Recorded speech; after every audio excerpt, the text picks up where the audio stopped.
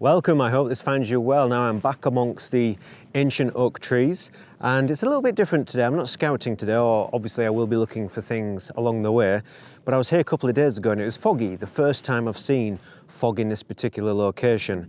So I took the opportunity to just enjoy photography. I wandered around for about 3 hours and made a really positive start on the body of work that I want to create from this location. So I want to revisit those spots, have a look at the composition, show the images, and hopefully you'll enjoy that. But first of all, I want to introduce you to a friend which lives in this woodland, is very friendly.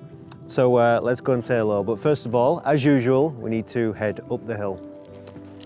Go on then, Meg. Let's go and see how he's doing. No, you don't want that. You don't want that. Come on.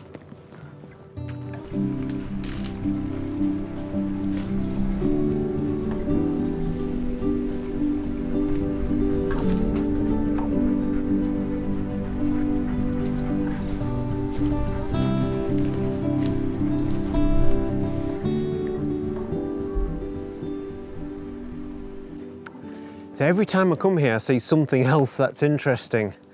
And I think that's what makes it so difficult to navigate sometimes, because quite often in woodland, you're picking out particular points of interest, which helps you to navigate your way around. But because this is so characterful in so many different ways, and each tree is so unique, it actually makes it quite tricky to find your way around. I'm getting to grips with it now, but it's taking a lot longer than it usually takes in a woodland.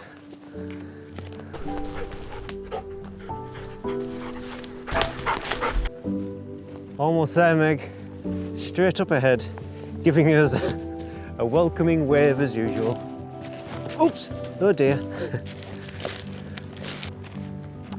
So my friend is a tree that appears to be sitting down, or the sitting man as I like to call him.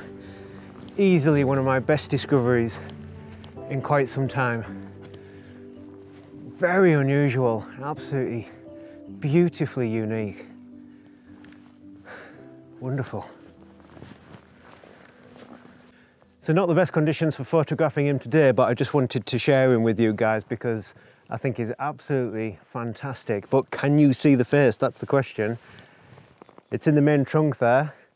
There's a bit of a smile. It's a long face with some slightly wonky eyes at the top. And he's also friendly because the branch reaching out over to the left there appears as if he's waving. So he's just casually resting on the rock, sitting down there, smiling and giving you a wave as you walk up this clearing. I just think it's brilliant. I love it, and it always brings, I mean, he looks as if he's always smiling, and it always brings a smile to my face when I walk up here. It's just like he's been growing there for hundreds of years, and he's just had enough and thinks, no, that's it, rest of my life now, I'm just going to sit on this rock and take it easy. Brilliant. Now, as wonderful as my friend here is, it's actually quite difficult to make an image which does him justice, and I think the only viable angle to create a composition from is from down the hillside here, because that's really the only angle that brings out these very special features of him sitting on the boulder, brings out his face, the light catching his face and that waving arm. But the consequence of shooting up at the tree from down the hillside is that we're including a lot of sky. Now, I'm not completely against including the sky in woodland images, but in this instance, the branch network is very complex. So all that complexity against the very strong light, it just didn't work because the balance of light just wasn't there. I think it's fine to have the fog or have the mist, but we need some brighter sunlight with that just to give a lovely glow and to get more balance between the shadows and the highlights. But that's why it's important, I think, I'll just keep coming back to this guy, because through the seasons, it's going to be very interesting to see how the play of light changes as the canopy develops. So I really want to see how dense the foliage is, how many leaves come out on these lower branches, see if that has a negative or positive impact. But also because we've got an opening here, we've got the opportunity for lots of soft light to come in, illuminate his wonderful face, and fill that space underneath the canopy with light. That's what I'm hoping for, but we'll have to just wait and see. So yeah, I'll show you the foggy image that I've got so far. But the main thing is that I just wanted to, introduce you to him. and then hopefully, well, it's going to be very interesting to see how things change through the seasons, and I hope to share some more images and better images with you in the future.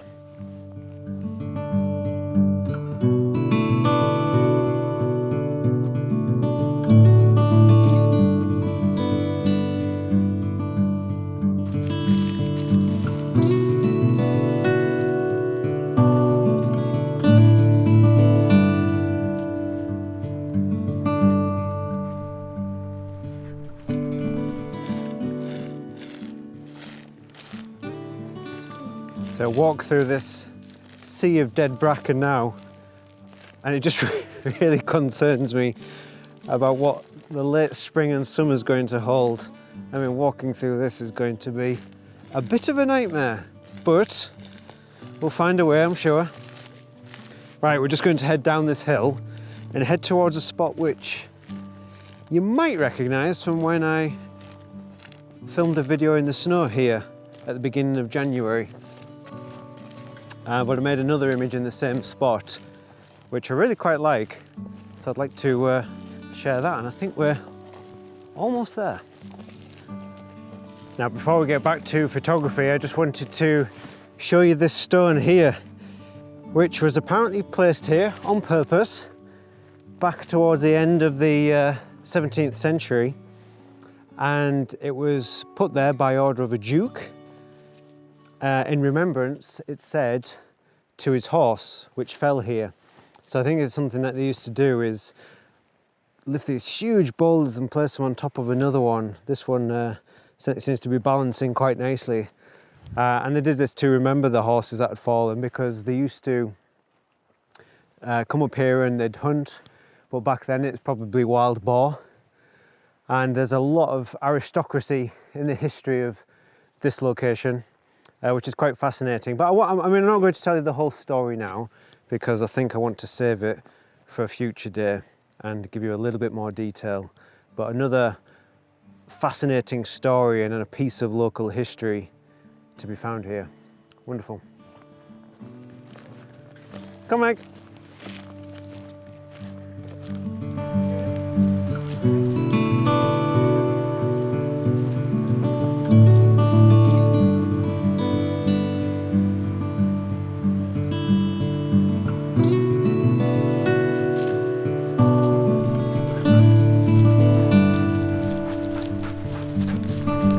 You might remember this beautiful bold leaning tree from my snowy video. It's a fantastic oak tree.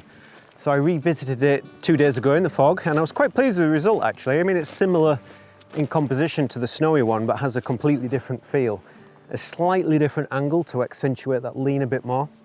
But just a couple of small details which I quite like, such as now we can see the algae on the wall, which just gives a little bit of a layer and a bit of extra depth. But then just where we get that gap in the wall there's a fallen branch straight through the middle.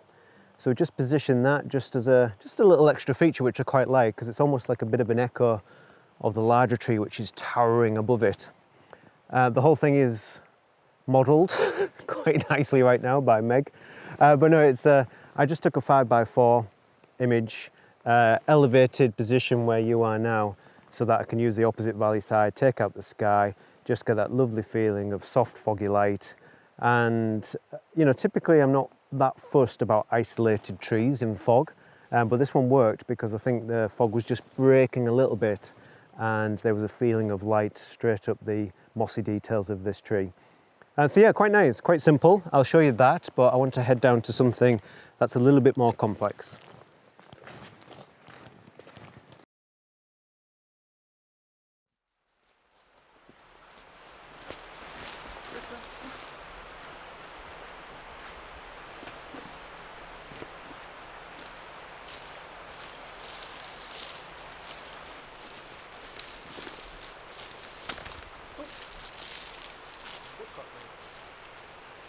Go on, Meg.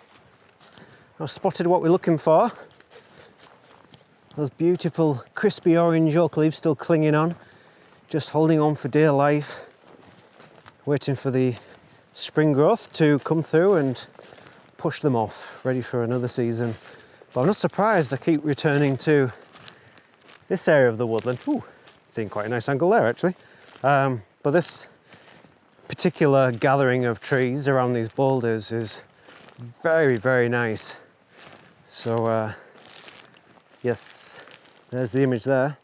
Let's have a closer look.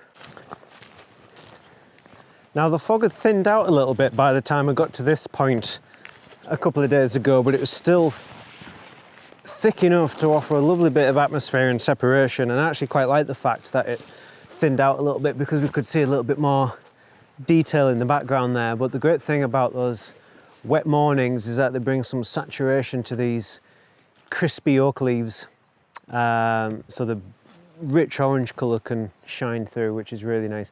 And it's, you know, why I came back to these rather than something different is because I think it's important to document different scenes through the seasons, but also it's just quite a nice time of year to photograph them right now, because when all this bracken grows up and starts to disguise some of these boulders and they're hidden behind the understory, then I think that's a bit of a shame. I think it's important, for me anyway, to keep on capturing some of these boulders while they're nicely exposed. But yeah, I don't know if you remember the snow image, which I took here, which brought in some of the trees over on the left-hand side there. In this instance, I decided to take those out. I wanted something a little bit tidier. So I wanted one of the main focus points to be the orange leaves that were lingering on this oak tree here. So the leaves were a little bit more central. You can perhaps see a branch that's curving down over on the right-hand side. That's helping to create a frame and nice non-distracting edge over there. And then as we start to move this way, we've got the next oak tree in the background, and it's got a very nice branch actually, which just kind of hooks out, and that was catching the light quite nicely. So it's very much a right to left image in terms of the flow of the branches, the flow of the branch moving across the top there, framing that top edge, some branches coming in from the left-hand side, and everything kind of guiding the eye towards the middle, including those branches on that second tree. Ultimately, leading the eye, I like to think, down towards the tree in the distance there.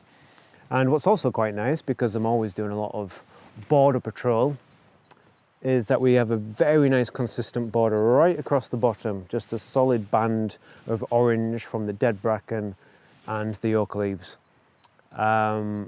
Yeah, I quite liked it. It's got quite a nice feel to it, and I think it was, in a lot of ways, I prefer it to the snowy version. And while I'm sat down, I'll show the image, but I'm going to take this opportunity to have a bit of a drink and a snack. And I think it looks like Meg will be keen as well, won't you, Meg? See what we've got for you, eh?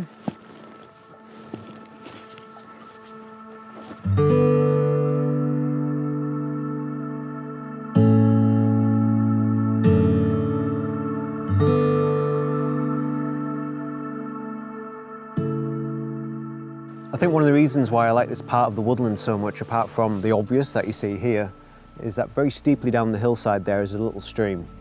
And there's just something about the sound of water which really adds to the enjoyment and atmosphere of woodland photography. And particularly on a foggy day, the fog just sort of seems to do a really nice job of carrying delicate sounds, and the sound of the water just sort of seems to be carried through the trees as well. So it's something that I miss, to be honest. Although we're very fortunate to have some wonderful woodlands close to home, we don't have much in the way of water features, which is a shame because the combination of trees and water is a very attractive marriage. Not that I'm complaining, of course. All I'm saying is that I'm sure that stream at some point will form part of the project, so we'll do some scouting down there in the future. It's quite difficult terrain to negotiate, lots of slippy rocks and branches to duck under. But yeah, I'll look forward to the challenge of making some images down there. But very shortly, we'll go down this steep hillside, cross the stream, and up to a part which we've scouted in a previous video. And it really just proving that the scouting was worthwhile and of benefit, because we're going to go to a tree which I've spotted before. I made an image work 2 days ago, which I quite like. And yeah, hopefully you'll like that too. But until we head down there, I definitely need a bit of a caffeine fix. And then just give me that little a little extra boost to get me through the next hour or two.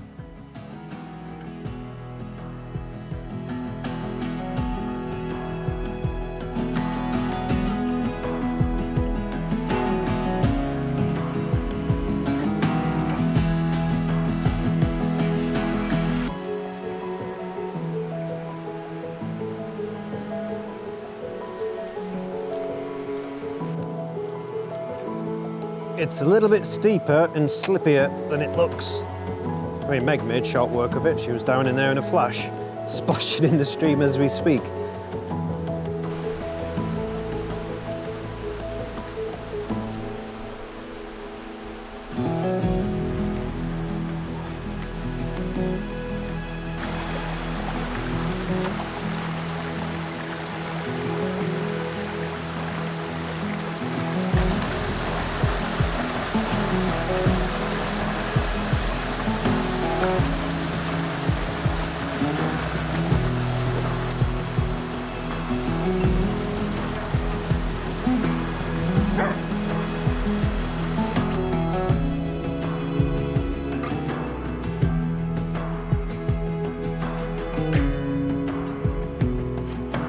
Here she is, a bit of phoenix tree chaos.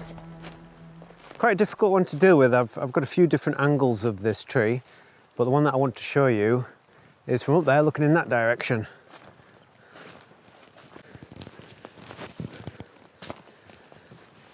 Okay, so what you're seeing from up there is the angle at which I made an image a couple of days ago in the fog, and I was really quite pleased with the result, to be honest.